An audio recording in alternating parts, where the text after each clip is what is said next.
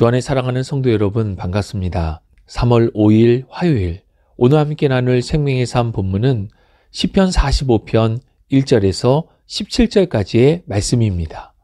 본문의 말씀을 봉독하겠습니다. 내 마음이 좋은 말로 왕을 위하여 지은 것을 말하리니 내 혀는 글솜씨가 뛰어난 서기관의 붓끝과 같도다. 왕은 사람들보다 아름다워 은혜를 입술에 머금으니 그러므로 하나님이 왕에게 영원히 복을 주시도다. 용사여 칼을 허리에 차고 왕의 영화와 위엄을 입으소서. 왕은 진리와 온유와 공의를 위하여 왕의 위엄을 세우시고 병거에 오르소서. 왕의 오른손이 왕에게 놀라운 일을 가르치리이다. 왕의 하살은 날카로워 왕의 원수의 염통을 뚫으니 만민이 왕의 앞에 엎드러지는도다. 하나님이여, 주의 보좌는 영원하며 주의 나라의 귀는 공평한 귀니이다. 왕은 정의를 사랑하고 악을 미워하시니 그러므로 하나님 곧 왕의 하나님이 즐거움의 기름을 왕에게 부어 왕의 동료보다 뛰어나게 하셨나이다. 왕의 모든 옷은 모략과 침향과 육개의 향기가 있으며 상하궁에서 나오는 현악은 왕을 즐겁게 하도다. 왕이 가까이 하는 여인들 중에는 왕들의 딸이 있으며 왕후는 오빌의 금으로 꾸미고 왕의 오른편에 서도다. 딸이여, 듣고 보고 귀를 기울일지어다. 내 백성과 내 아버지의 집을 잊어버릴지어다. 그리하면 왕이 내 아름다움을 사모하실지라. 그는 내 주인이시니 너는 그를 경배할지어다. 두루에 따른 예물을 드리고 백성 중 부한 자도 내 얼굴 보기를 원하리로다. 왕에 따른 궁중에서 모든 영화를 누리니 그의 옷은 금으로 수놓았도다. 수놓은 옷을 입은 그는 왕께로 인도함을 받으며 시종하는 친구 처녀들도 왕께로 이끌려 갈 것이라. 그들은 기쁨과 즐거움으로 인도함을 받고 왕궁에 들어가리로다. 왕의 아들들은 왕의 조상들을 계승할 것이라. 왕이 그들로 온 세계의 군왕을 삼으리로다. 내가 왕의 이름을 만세에 기억하게 하리니 그러므로 만민이 왕을 영원히 찬송하리로다. 아멘. 결혼 예식은 성인 남녀가 부부의 관계를 서약하는 중요한 의식입니다. 이것은 당사자인 신랑과 신부뿐 아니라 주례를 비롯한 제3자 앞에서 부부로서 선서하고 약속하며 둘에서 하나가 되는, 그렇게 가정을 이루는 매우 중대한 의식이 아닐 수 없습니다. 성경은 남자와 여자가 만나 부부가 되는 것이 자연의 질서이며 하나님의 섭리임을 분명히 말씀해 주십니다. 또 그리스도와 교회의 관계를 두고 그리스도께서 신랑이 되시고 교회는 신부가 되어 연합을 이루는 비유로 말씀을 하십니다. 이렇듯 결혼은 하나님과 사람의 관계에 있어서 하나가 됨을 강조하는 예식입니다. 오늘 본문인 시편 45편은 왕의 결혼식을 축하하며 불렀던 시입니다. 학자들은 이 시가 이스라엘 왕 가운데 한 명이 결혼식을 할 때 지어졌고 이후 대대로 전수되어 오면서 후대 왕들의 결혼 예식에 계속해서 축하하기 위해 사용되었던 시로 보고 있습니다. 여기서 시는 단지 낭독을 위한 시가 아닙니다. 시의 표제에 설명되어 있는 것과 같이 소사님이라고 하는 악기에 맞추어서 부르는 사랑의 노래입니다. 고대 이스라엘 역사 속에서 결혼식의 일부로 사용되었던 시이기 때문에 이 시를 대하며 어떻게 이해하고 적용할 것인가 하는 어려움이 있습니다. 그래서 우리는 이 시를 대하면서 두 가지 관점을 모두 가져야 합니다. 첫 번째 관점은 이 시가 쓰여진 당시의 상황을 있는 그대로 받아들이는 것입니다.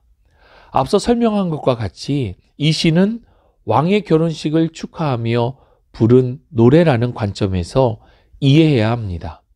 그리고 두 번째 관점은 은유적인 표현으로 시를 이해하는 것입니다.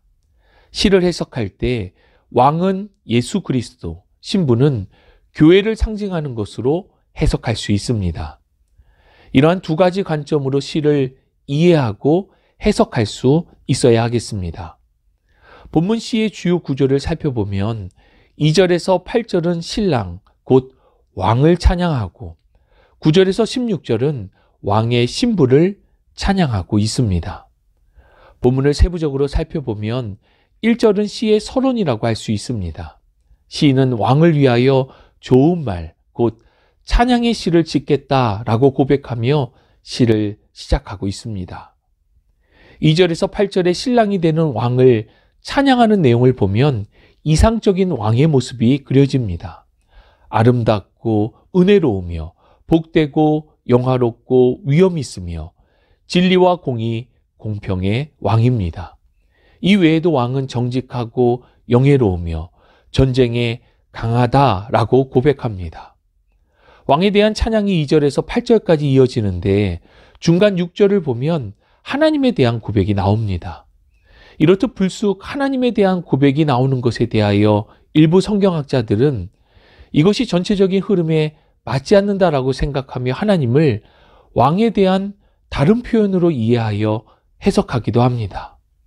히브리어 구문 자체가 다양한 뜻과 해석을 할 수 있기에 하나님이여 라는 표현을 왕이여 라고 해석할 수 있다는 것입니다. 하지만 이어지는 7절을 보면 하나님, 곧 왕의 하나님이라는 표현이 있기에 왕과 하나님을 구별해서 보는 것이 보다 맞는 해석입니다. 즉 6절은 왕의 권위가 하나님의 왕권에 근거하고 있기에 왕에 대한 찬양에서 그 왕을 세우신 만왕의 왕 하나님께로 시선을 돌리며 고백하고 있는 것입니다. 6절을 보면 하나님의 보좌가 영원하고 주의 나라의 귀가 공평하다라고 하는 표현이 나옵니다. 이것은 하나님은 만왕의 왕으로 영원하시며 또 공평하시고 능력의 주님이심을 나타내는 것입니다. 이어지는 7절은 만왕의 왕이신 하나님이 왕에게 이러한 권위를 부여하셨음을 고백합니다. 하나님께서 왕에게 기름을 부어 그를 세우셨음을 말씀합니다. 9절 이하의 내용은 이제 신부가 입장하며 결혼식이 시작되는 모습입니다. 신부는 가장 화려하고 좋은 보석으로 치장을 하고 왕의 오른편에 서게 됩니다. 그리고 10절로 11절은 신부를 향한 권면의 메시지가 담겨 있습니다. 결혼을 하게 되면 이전의 삶은 내려놓고 주인 되는 왕을 경배하고 섬기는 삶을 살아야 함을 강조하며 권면합니다. 13절 이하는 왕의 신부에 대한 아름다움과 영광을 그리고 있습니다.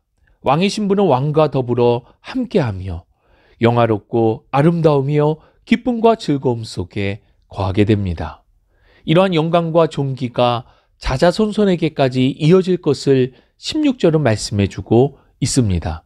그리고 마지막 17절에서 시인은 왕의 이름을 영원히 찬송하겠다라고 하는 고백으로 이 시가 마무리됩니다. 주 안에 사랑하는 성도 여러분, 오늘 본문을 은유적 관점, 즉 신랑 되신 그리스도와 신부인 교회의 관계 안에서 살펴보며 주시는 교훈을 함께 나눌 수 있기를 원합니다. 본문 10절을 보면 왕의 신부를 향한 권면의 메시지를 주고 있습니다. 딸이여 듣고 보고 귀를 기울일지어다. 내 백성과 내 아버지의 집을 잊어버릴지어다. 결혼을 하기 전 신부가 될 여인은 다른 나라, 다른 가문에 속한 사람이었습니다. 그러나 결혼을 통해서 왕의 신부가 되고 왕께 속한 왕의 가족이라는 정체성을 갖게 됩니다. 속한 나라도, 속한 가문도 변하게 되는 것입니다. 그래서 본문은 과거의 모든 것을 잊어버릴지어다 라고 권면합니다. 이것은 이전 가족 간의 관계를 끊으라는 것은 아닙니다. 다만 이제는 과거의 신분, 정체성을 버리고 새로운 신분, 왕의 신부로서의 정체성을 가지고 살아가야 할 것을 강조하고 있는 것입니다. 우리는 예수님을 만나기 전 세상에 속한 자들이었습니다. 그러나 신랑 되신 예수님을 만나고 우리 신부는 세상에서 하나님께 속한 자로 바뀌게 되었습니다. 우리는 이제 거룩한 그리스도의 신부로 주님과 함께하는 삶으로 변화가 되었습니다. 그러나 여전히 과거의 옛 구습을 버리지 못하고 만일 회귀하고자 하는 죄악된 본성이 여전히 우리들 안에 있음을 고백하지 않을 수 없습니다. 이에 우리는 세상에 속해 마귀의 종 노릇하던 과거를 모두 잊고 또 버려야 합니다. 우리는 오직 왕 대신 구주 예수 그리스도와 함께 동거하고 동행하며 이 땅에서 하나님의 나라를 살아가야 하는 것입니다. 사랑하는 성도 여러분, 우리의 정체성은 그리스도께 속한 그리스도의 신부입니다. 검은 머리가 팥불이 될 때까지, 아니 영원토록 변함없이 우리 주님을 사랑하고 또 영원토록 주님과 함께하는 임마누엘의 복된 삶이 되시기를 주님의 이름으로 축복합니다. 참 좋으신 아버지 하나님, 감사합니다. 사랑하는 주님과 함께하는 임마누엘의 복이 이 땅에서 누리는 가장 큰 행복임을 주님 앞에 고백합니다. 거룩한 주의 신부로서 더 이상 죄와 타협하지 않으며 오직 주님과 동행하는 삶으로 우리를 붙들어 주옵소서. 함께 하심을 믿고 감사드리며 우리 구주 예수 그리스도의 이름으로 기도합니다. 아멘.